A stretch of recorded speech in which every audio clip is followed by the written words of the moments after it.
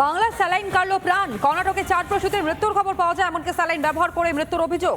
নিম্নমানের স্যালাইন সরবরাহের অভিযোগ পশ্চিমবঙ্গের এক সংস্থার বিরুদ্ধে।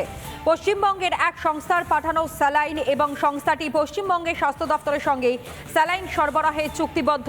পশ্চিমবঙ্গ ফার্মাসিউটিক্যালসের তরফে সরবরাহ করা হয় এবং এই স্যালাইনই নাকি সরবরাহ করা হয় রাজ্যের সব সরকারি হাসপাতাল। আর এখানেই প্রশ্ন উঠছে, কর্ণাটকে যদি এই স্যালাইন নিয়ে 4 প্রসূতির মৃত্যু হয়, তাহলে বাংলার বিভিন্ন জায়গায় যেভাবে এই স্যালাইন সরবরাহ করা হয়, তাতে কোথাও গিয়ে এই বাংলার মানুষের জীবন নিয়ে রীতিমতন ছেলে খেলা চলছে না তো?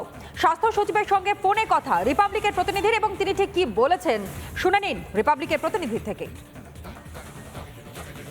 পশ্চিমবঙ্গে একের পর এক প্রসূতির মৃত্যু, আর সেই মৃত্যুর কারণ খুঁজতে চেষ্টা চালালে হলেও সেই কারণ খোঁজা কার্যত অধরা থাকলো। কিন্তু এখানেই কর্ণাটকে যখন 4 জন প্রসূতির মৃত্যু হলো, তার কারণ খুঁজতে গিয়ে দেখা গেল একটি ওষুধ, যে ওষুধ মানুষের জীবন বাঁচায়, সেই ওষুধই মানুষের জীবন কেড়ে নিচ্ছে। 4 জন প্রসূতির সিজার হওয়ার পরেই অতিরিক্ত রক্তক্ষরণ হতে থাকে, তারপর সেই ফ্লুইড যখন দেওয়া হয় তাদের মৃত্যু হয়।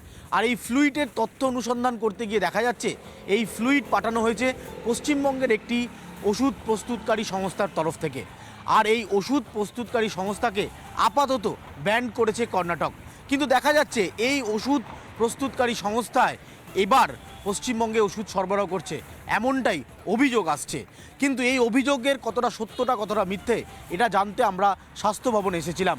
স্বাস্থ্য সচিব নারায়ণ স্বরূপ নিগমের সাথে টেলিফোনে কথা হলে তিনি জানান, যে সংস্থার মাধ্যমে এই ওষুধ পৌঁছেছে তাদের যে ল্যাবরেটরি টেস্টে তারা কিছু পাননি, কিন্তু নজর রাখা হচ্ছে। যে ওষুধ সাপ্লাই করা হচ্ছে পশ্চিমবঙ্গের বিভিন্ন সরকারি হাসপাতালে, সেই ওষুধ কতটা জীবনদায়ী। এখন জীবন বাঁচতে যে ওষুধ মানুষ ব্যবহার করছে, সেই ওষুধই যদি জীবন কেড়ে নেয়, তাহলে প্রশ্ন উঠছে। স্বাভাবিকভাবে এখন দেখার রয়েছে যে পশ্চিমবঙ্গে একের পর এক প্রসূতির মৃত্যুর পর যে তদন্তে উঠে আসার রিপোর্ট, সেখানে যদি কিছু না পাওয়া যায়, কিন্তু কর্ণাটকে সেই প্রসূতি 4 জনের মৃত্যুর পর যখন প্রশ্ন উঠছে, তখন এই ওষুধ প্রস্তুতকারী সংস্থাকে রাজ্য সরকার কবে ব্যান্ড করবে, এই প্রশ্নটাই জোরালো হয়ে দাঁড়াচ্ছে। ক্যামেরায় পিনাকি নন্দীর সাথে অনুপম পাত্র, রিপাবলিক বাংলা, স্বাস্থ্য ভবন, সল্টলেক। আর এরই সঙ্গে চিকিৎসক দীপঙ্কর ভট্টাচার্যের বক্তব্য আপনাদের সামনে শুনুন। স্যালাইন তো সব জায়গা থেকে সাপ্লাই হয় এবং সব জায়গায় বিভিন্ন জায়গায় কোম্পানি প্রোডাকশন করছে, বিভিন্ন জায়গা থেকে আসছে।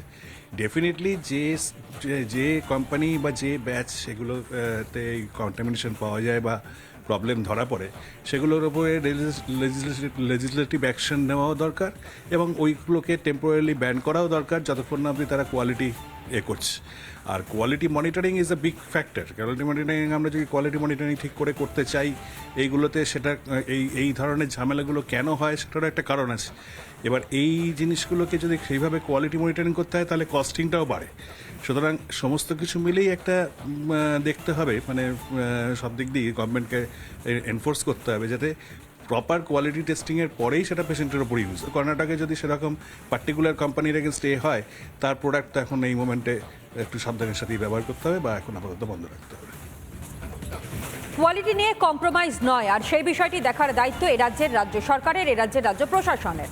নানা ধরনের কন্টেন্ট দেখার জন্য লাইক করুন, শেয়ার করুন আমাদের ফেসবুক পেজ, সাবস্ক্রাইব করুন আমাদের ইউটিউব চ্যানেল।